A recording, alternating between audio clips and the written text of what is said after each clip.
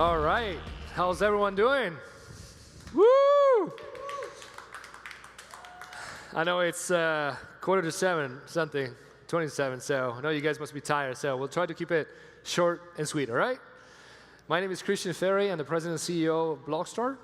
We are an advisory and investment firm on blockchain and ICOs in San Francisco, California. Today we're going to talk about how to launch a world-class ICO. So the time got cut from 10 to 5 minutes, so I'm ready to kind of jump and fly through the slides. If you have questions, catch me after the presentation. We'll just kind of cut through the slides for now. And we'll get to ISF. ISF is a framework that I put together to help people going through an ICO to successfully do so in a compliant way. And ISS stands for ICO Success Framework. And it's basically, think of it as a house. You have the pillars, and then you have the building blocks. The pillars are community focus, transparency, and relevancy. And the building blocks are business, tokenization, and compliance. So let's delve into the details a little bit more, right? The pillars, right? As you're launching an ICO, and how many here are launching an ICO? Raise your hands. All right, good number.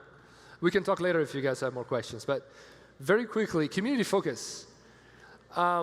We all achieve success in life, all of us, thanks to the help of other people, right?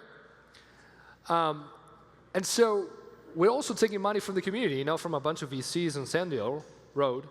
So we need to think about the community as do things with the community in mind first. Because if you don't, you're going to have a sale, right, without the crowd. Transparency. People trust what they see. So be transparent. Act just like a node in the blockchain sense, right? Don't hold back. Because if you do, not good things will come out of it. So just kind of, transparency is definitely key. And relevancy. Long-term sustainability is achieved by taking the right decisions today. How you do that? You question your thoughts. You question your statements, what you're asking yourself to do, the actions that you're taking. And so start from the basics, like why am I even using blockchain? Why am I going ICO? Why am I using a token, right? So not necessarily with people raising millions of dollars in ICOs, it's a good indication of the reason why you should do it, right? So think ahead, right? Business model are different. Tokenization models fits business models, right? So you have to make sure that your business model fits the token model that fits the ICO. And if that makes sense, it makes sense. But if it doesn't, there are other ways, vehicles that you can raise funds with. Building blocks. Back in the 90s, you're asking somebody, what are you doing? And they were saying, I'm building a company. You go on the streets nowadays, you're asking people, what are you doing? And they're saying, I'm doing an ICO, right? It's not the same thing. An ICO is not a business. It's a financing vehicle. So things start with the business. Start getting the mechanics of the business right. Think about free cash flow, unique value proposition, product market fit, projections, margin analysis, variable costs. Like, you need to get your mechanics down and know your numbers. Once you have that, you have a business model, revenue model, and your product market fit, so you're solving a product that actually fits what people want to be solved. Start thinking about the token. I'm actually writing a book about it. It's going to come out later this year. ICO Playbook. It's going to have 52 different token models. But don't settle for the 1 or 2 that you have in mind.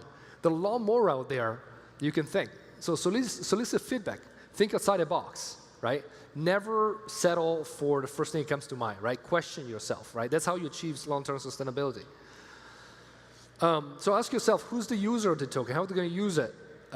Who's the target? And what is the best alternative, right, if any?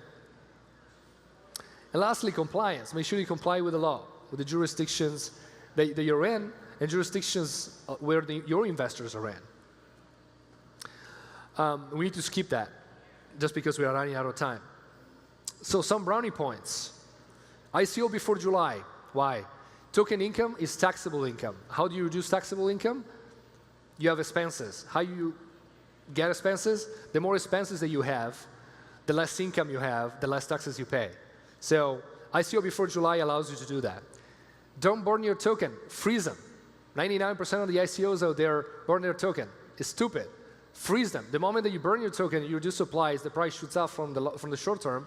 But then long term, you're going to have to pay people and advisors and so forth. You're going to issue new token, change supply, price goes down, people are going to get mad, right? So take the thing off on a hardcore, a hardcore wallet, but don't change the supply. Keep it there. The supply doesn't change, price doesn't change, so you have no surprises. You don't need to rebalance your cap table or any of that. Raising pre-ICO. Pre-ICO money is smart money. ICO money is not so smart money. So you want to raise money in pre-ICO and get big brands, big name VCs to vouch for you. And during the ICO, make sure that you plan to have enough people to respond to inbound communications, inbound comm from all the socials, emails, and everything, of people getting mad and pissed about sending money to the wrong address. You need to have people and structure and operations in order to tackle that. Takeaways. Challenge your thinking. Don't settle for the first thing that comes to mind. And have fun. The SEO is a long process. I've been in the space for 4.5 years. It's a long, tedious process, but have fun with it. Meet people. Strike genuine relationship and learn something along the way and have fun. My name is Ferri. I'm a hybrid consultant. I'm a serial entrepreneur turned decentralizer. I'm on a board of advisor of over a dozen companies. I'm a former PwC lead. We have an ICO advisory company, BlockStar. We have a capital arm of that. We help people raise funds. So if you're looking for funding, come see me.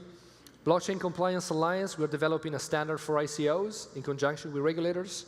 And also write on my blog, christianferri.com. So feel free to get in touch. If you want to reach out to my assistant, Alyssa, her email is right there. Just say that you saw me at this presentation, and she'll set up some time. Thank you very much.